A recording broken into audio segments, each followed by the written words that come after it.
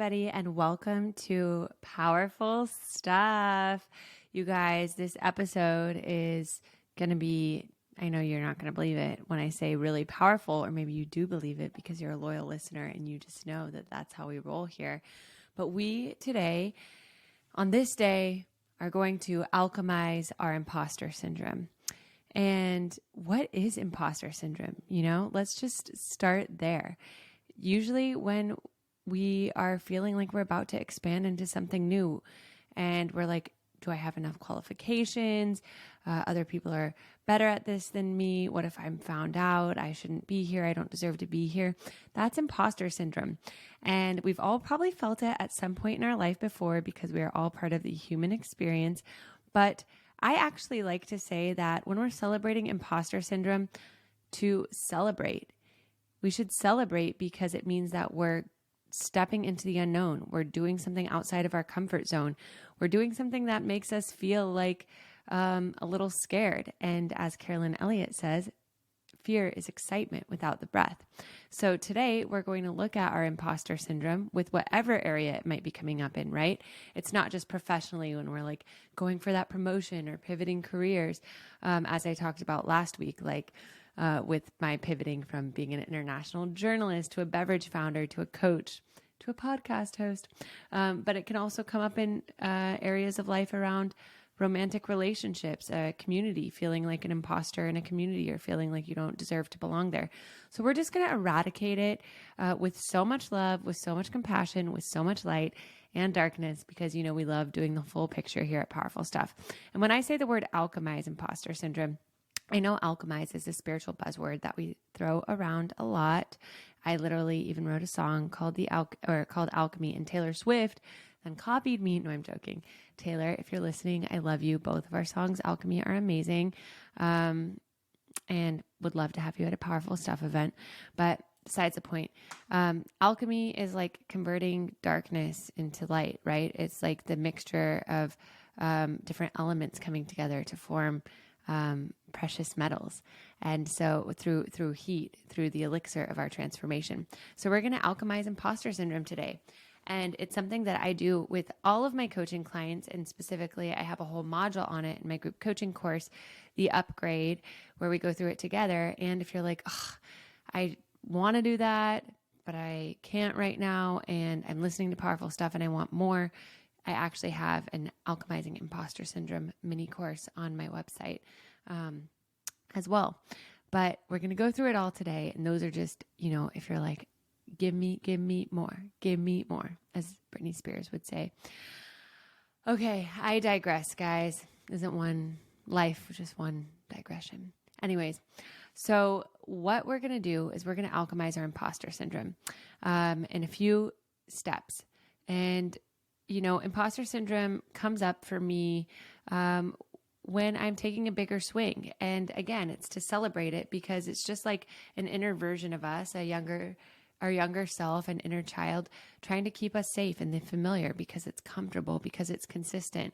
And what we're going to do with imposter syndrome is we're going to remind it of all the times that we were beginners before and it worked out. None of us came out of the womb an expert on anything, but what we all have done throughout our life has been put in different situations and used our resilience, our courage, our adaptability to persevere. And those are the qualities that are most important to remind yourself of as you're overcoming imposter syndrome. And then you can turn it into fuel for whatever you're about to do next, because you're like, holy shit, I'm a badass. I remember this other time that I was doing this other thing in this other field and I got through it. And if I got through that, I can get through this. You feel me? Okay. So number one is let your imposter syndrome speak. Step one is just letting it speak. We've talked about this before on Powerful Stuff. If you don't let your, shadow side or inner self speak, they become louder, they throw temper tantrums. So just sit your imposter syndrome down, just put them on your lap, and you just say, what's on your little heart, I've been talking in a Southern accent from time to time recently. Don't mind me, guys. But just sit your imposter syndrome down and ask them what they're telling you. Ask them to get it out. Let them know they're safe. There's no judgments here. And, if I'm thinking about my imposter syndrome, maybe I'll think about, this year I said I wanted to do a TEDx, or I love putting out songs For example, I'll share my imposter syndrome with these two things. Like, so what my imposter syndrome is saying to me for like the TEDx is like, everything has already been said before. You haven't spent like a decade in one specific career. You know, who are you to say those things? Like, who knows if what you're saying is even original, right? That might be what my imposter syndrome around like wanting to do a TEDx would say. And then around putting out my music, which I love doing and I do for joy and my full creative expression. But, you know, in wanting to nurture that childhood dream, sometimes when I put it out or want to perform or submit somewhere to perform, my imposter syndrome says, people are doing music full time. Like, you just do it as a hobby. Like, you don't deserve to be here. Like, everyone's like playing guitar every day and writing songs every day. You're just doing it like every fortnight. Like, so therefore you're not as good of a musician. So it's not to say we actually believe these things, but when we let them run rampant in our head without giving them a voice, we can sometimes start to, you know, not be able to distinguish them between them and our actual inner truth. So I just like to write my imposter syndrome out in my journal or say it out loud like I just did there, because when we say it out loud, it loses its power over us. It's like bringing the monsters out from under the bed, realizing that they're not as big as we thought they were. So those were mine for my two. So you go ahead and pause this recording and you ask your imposter syndrome, what do you have to say to me? Tell it to my face. I fucking love you. I'm here to listen, and write it down. Okay, go. Wow. I hope that felt cleansing and that you got it all out. And whether it was for something personal or something professional, you just let that little imposter syndrome speak, and you can kind of look at what it said, and you can note that there's not, you know, as much truth to it as it feels like sometimes when it's just bouncing around in your head. And then the second step, guys, is to remind ourselves of all the times that we were a beginner elsewhere before and it worked out. What were the other times that you were scared or you felt like an imposter and you did it anyway? You put that one foot in front of the other, ever so slightly out of your comfort zone, and it worked out. Because what we're doing here, as I said earlier in the podcast, is we're reminding ourselves of the qualities that we have, the adaptability that we have. So I'll start. The times that I've, you know, been a beginner and it's worked out, golly gee, there are so many, right?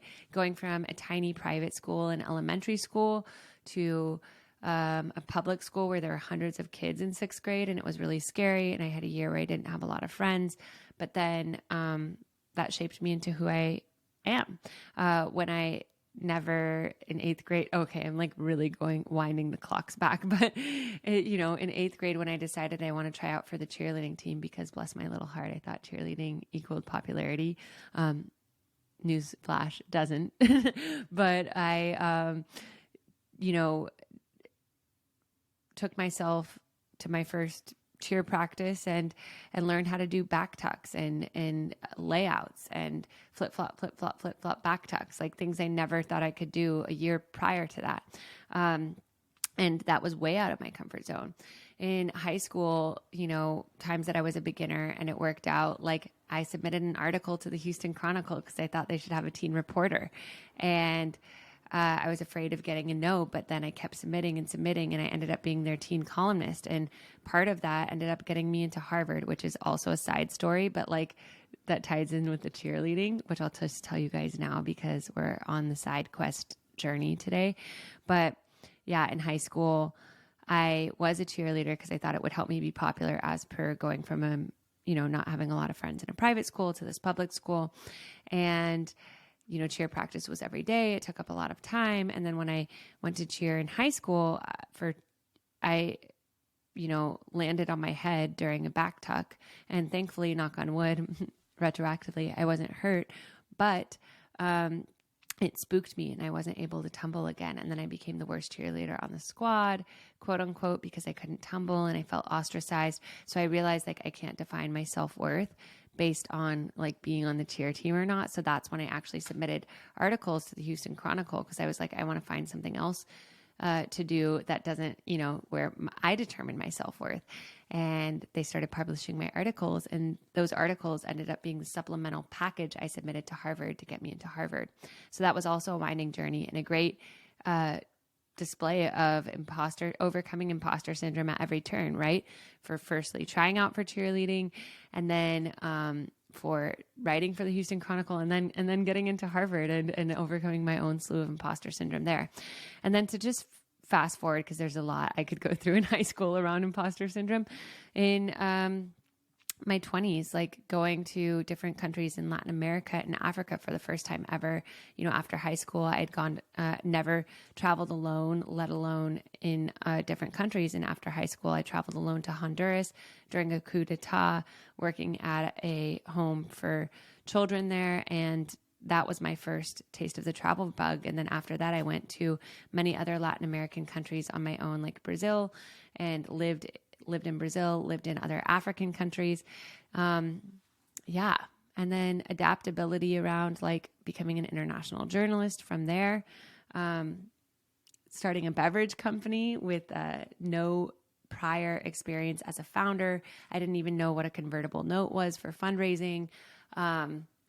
I didn't even know like what was required of me when I was running an alcohol company in terms of like the legalities around alcohol. And I just kept putting one foot in front of the other, and even into my coaching, right? Overcoming that imposter syndrome fear of like, who will my Harvard friends think I am, like as a failed startup founder becoming a coach? Like, who am I to share these things? But I did it anyways. And lo and behold, those Harvard friends were some of my first clients. So, wow, guys, we just really went on a Meredith memory lane journey. Thank you for being on that powerful journey with me. But yeah, now step 2 is remind yourself of all the other times in your life that you were a beginner and it worked out. And they can be personal, they can be professional, they can be travel related. Like I just showed you, they could be about a skill, right? Maybe you were never done pottery before, and like you showed up at your first class and the teacher had to throw your mug for you, or whatever the pottery lingo is. And now you can make tiny, delicate bowls and sell them on Etsy, whatever it might be. Okay, guys, step 2, let's go. Wow. Hopefully you look back at that list now and you're like, wait, I am a badass. I have done all these things before. And if I did these things before, those innate qualities in me do not go away. They do not disappear. And if I did those things before, I can do them again, and I will do them again. And so now step 3 is we're going to just take a long, hard look at the cost. What is the cost for yourself if you don't do this thing that you're ready to expand into? What is the cost if you let your imposter syndrome get the best of you? For yourself, what is it robbing you of? Is it robbing you of your joy? Is it robbing you of your potential? Is it robbing you of that knowing that like you have what it takes and you didn't do it? Is it robbing you of getting to show your children that you are living in your passion? What is the cost for you? And I want you to really sit with this and think about 80-year-old you looking back and being like, fuck, I didn't do that. Wanting to shake yourself and be like, why didn't I do that? And just like maybe even closing your eyes, connecting with that 80-year-old version of you. And then I want you to ask yourself, what is the cost to the world if I don't do this? Not just to myself, but what am I robbing the world of? For example, for me, going back to the TEDx or music example, the cost that I'm robbing the world of is my ideas, my powerful stuff that I want to bring to the world around inner and outer connection. I'm robbing people of potentially finding middle ground with each other. I'm robbing people of finding middle ground with themselves. I'm robbing myself of feeling like fulfilled in terms of like, I have these ideas. I know I want to get out. I know I want to get them out of my head and into the world. And similarly with music, I'd be robbing people of songs that came from the heart, and I'd be robbing myself of like my fullest creative expression. So just go ahead and take a moment. What are you robbing yourself of? What are you robbing the world of? And just let that sink in. Let that heaviness sink in. Let it sink in. And it might feel icky. It might feel shitty. And that is a-okay, guys, because it kind of has to feel shitty. We have to kind of realize what's at stake as we move forward. So for the next step 4 and 5, we're going to close our eyes for a very brief meditation, just closing your eyes with the feeling of that weight, knowing what that cost is, taking a deep breath in and exhaling it out. Another breath in, breathing in what that cost is for you and exhaling it out. And then third and deepest breath in, imagining you're bringing the heat, the fire, all the knowing of all the qualities you have, all the capabilities that you've already done things before where you didn't know how they'd turn out, exhaling that out. And as you breathe nice and slow, and you notice the cost of what happens when you let your imposter syndrome get the best of you, imagine pulling this heaviness out of your chest, keeping your eyes closed, imagine pulling it out of your chest, all this heaviness, holding it in your hands, feeling the weight of that, and then dumping it into a cauldron in front of you like a big witch's bowl. And there's a beautiful magic wand there, and imagine picking up that wand and stirring the bowl, alchemizing it, all of the cost, the weight of you not doing it, mixed with all of your unique capabilities, mixed with you stepping into your power right now to be sitting here and alchemizing your imposter syndrome. And as you stir this pot, it turns in to this beautiful molten golden liquid. And in this golden liquid, you see shimmers of yourself on the other side of this imposter syndrome. How you've used it and harnessed it as fuel. You know, maybe it was a journey toward loving yourself, doubling down on love for yourself that needed to happen right now. Maybe it was a journey of reminding yourself of those qualities and capabilities. But seeing yourself on the other side of this imposter syndrome right now,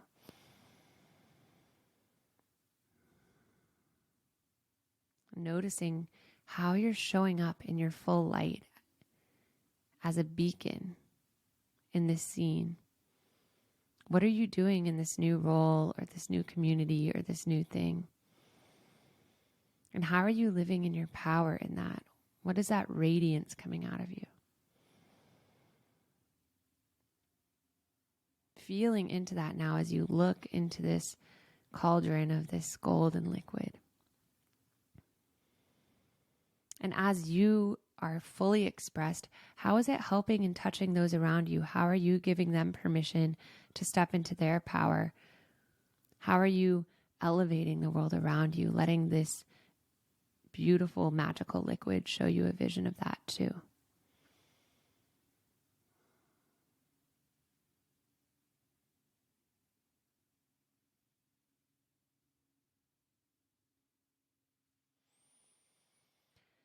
And as you see that lighting yourself, lighting those around you, asking that version of you in the beautiful liquid, how do they need to trust you to take this next step? What can you do so they can fully trust you to take this next step into the unknown? Trusting whatever they say.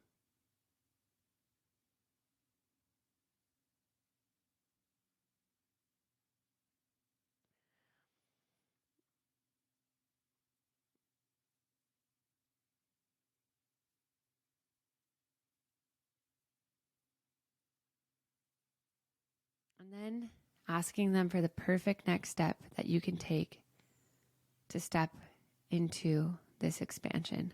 What is the perfect next step to move out of this imposter syndrome and into this vision? And remember, this next step can be so tiny, just as long as it's the ever so slightest of a stretch.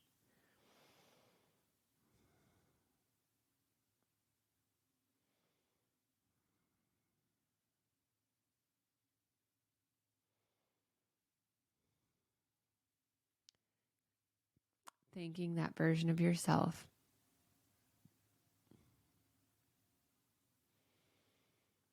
Thanking this beautiful golden liquid, taking a deep breath in And open mouth exhale. Another deep breath in. And exhale, sighing it out as you open your eyes and come back into this space. Wow. Now that you've alchemized the imposter syndrome in your cauldron, in your meditation, go ahead and for step 4, write, how are you uniquely positioned to do this thing? Why can no one do it better than you? What is your unique offering and gift? So in step 3, we acknowledge the cost, but now we acknowledge why you. Why are you perfectly situated, perfectly unique to do this thing? Thinking about all the unique stories that you've had, all the times that you've overcome things like imposter syndrome or heartbreak or not feeling enough, and how every part of you, your uniqueness, your laugh, your humor, your personality is perfectly preparing you, and how no one can do it like you. You are it, as one girl in one of my cohorts said. I am it. I just love that. Okay, wow. Powerful step 4, everyone. We are unique. There's this demotivator calendar that's like a snowflake, and it's like, you are unique, just like the rest of us. I always thought that's hilarious because it's like we are all unique collectively and individually. Isn't that wonderful? Anyways, but it's motivating. Not a demotivator calendar. Forget I said that, guys. It's motivating. You are unique. You are stepping into your unique power. And now step 5 is, what is that tiny step that you are going to take to alchemize imposter syndrome? What is that tiny shift that you can take this week that's just ever so slightly out of your comfort zone? What are you going to do for it? It doesn't have to be big, but thinking back to what came to you in the meditation, as I've said in our manifestation episode, like intention without action is just wishful thinking. So we can listen to this whole episode. We can do the imposter syndrome course, but what really is going to shift us into this new reality is to take action. What is that new thing that you're going to do to step into that? For my TEDx, I'm literally going to write an outline of things that I could talk about for my TEDx or my experience that I could create. And for my song, I'm going to put out my song in 2 weeks, my new song that I recorded, 2 out of 7. Maybe even start a new Instagram account where I'm just posting all my music so I can post it more freely. So what is that thing for you that you can do to actually take aligned action to alchemize this imposter syndrome? And by the way, guys, I just like to note too that when we're experiencing imposter syndrome, not only to celebrate it, but it can also be the other side of the same coin of comparison. So if you're experiencing comparison, you can kind of take yourself through these steps as well. What is the comparison saying to you? What are other things like that you've done before that have worked out? How might the comparison be showing you what you're ready to expand into? Kind of like the imposter syndrome is showing you what you're ready to expand into. If you don't act on the thing that you're having comparison around, what does it rob the world of? What does it rob you of? How are you uniquely prepared to do what only you can do? And then what is your next step, right? And so when we're having comparison, there can be someone else involved usually, and usually they're there to show us what's possible. So they might be triggering us and we might find it annoying, intellectually, externally, but what it's really doing is it's showing us, okay, it's time to take action. So I just like to make note of that as you're experiencing imposter syndrome, sometimes we can get little flare-ups of comparison, and we can just run them through these 5 steps. And just to reiterate, guys, step 1, let your imposter syndrome speak. Step 2, acknowledge all the times you were a beginner before and it worked out. You are amazing. You've done it before. You can do it again. Step 3, what is the cost to you if you don't take action? And what is the cost to the world? And just sit with the heaviness of that. We can't afford not to, guys. Step 4, how are you uniquely positioned to do this thing that only you can do? And then step 5, what is that one action that you will take? We did it. We alchemized imposter syndrome. So proud of you.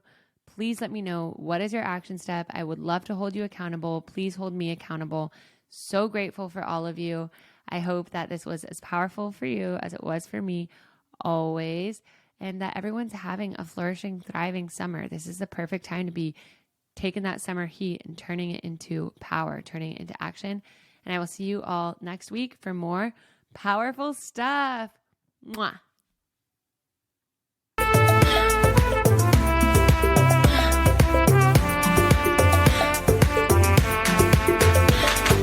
Hey, you. Thank you for coming on this powerful journey with me. I hope it was as powerful for you as it was for me. And if it was, it would mean the world to me if you rate, review, and subscribe to Powerful Stuff so I can keep bringing you the goods. We can keep going on this transformative journey together. And if there's powerful stuff that you want to share with me, with the Powerful Stuff community, tag us on Instagram at That's Powerful Stuff or the Meredith Baker. And I look forward to seeing you next week for more powerful stuff.